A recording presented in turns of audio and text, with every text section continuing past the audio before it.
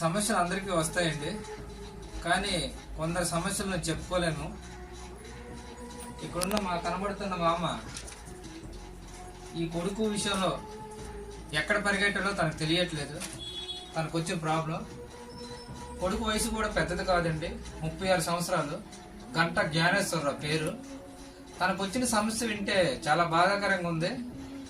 ఆ సమస్య ఏంటంటే, తిన్నిది అరిగేది ఒక ఇది ఉంటుందట, అది పోయిందట. అది పోవడం వల్ల తనకి ఇన్స్ట్రక్షన్ అయిపోయింది, చెయ్యికి ఇంజక్షన్ చేసుకోవడం వల్ల తన చెయ్యి కూడా నెమ్మదిగా పోయింది. దాని తర్వాత ఈ చెయ్యి కూడా జాయింట్ వదిలేసింది యాక్సిడెంట్ లో. ఆ తర్వాత గుండె కిందనే స్టోన్ ఉందట. ఇన్ని సమస్యలు ఒక వ్యక్తికి వచ్చాయి, అది 36 సంవత్సరాల కుర్రోడికి. ఈ పరిస్థితుల్లో ఆవిడ ఎక్కడ పరిగెడుతుంది?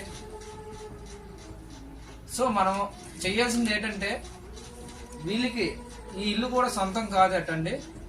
మనం చేయాల్సిన పని వీళ్ళకి సరిపడగా మెడిసిన్, అలాగే వీళ్ళ చికిత్స కొరకు మన వంతు విరాళం సేకరించి ఈ కుటుంబాన్ని ఆదుకోవాలని మరీ కోరుచున్నానండి. వీళ్ళ సమస్య మామూలు అయితే కాదండి, చెప్పుకోలేదు. వాళ్ళు కింద మీద నేల మీద పడి కొట్టుకున్నా ఎంత ఏడుస్తుందో, ఈ వయసులో ఆవిడ ఏడుస్తుందండి. మనం చిన్నోళ్ళమే, ఆవిడకి మనం ఏమేమి చెప్పగలం? దయచేసి ప్రతి ఒక్కరు ఆవిడ సాయం చేసి ఈ అబ్బాయిని బ్రతికిస్తారని ప్రతి ఒక్కరు విరాళం సేకరించి తన వంతుకు తన సాయం చేసి తన ప్రాణానికి, ఆవిడ ప్రాణానికి మనం బాధ్యులుగా ఉండి నిలబెడదామని మరీ కోరుచున్నానండి. అలాగే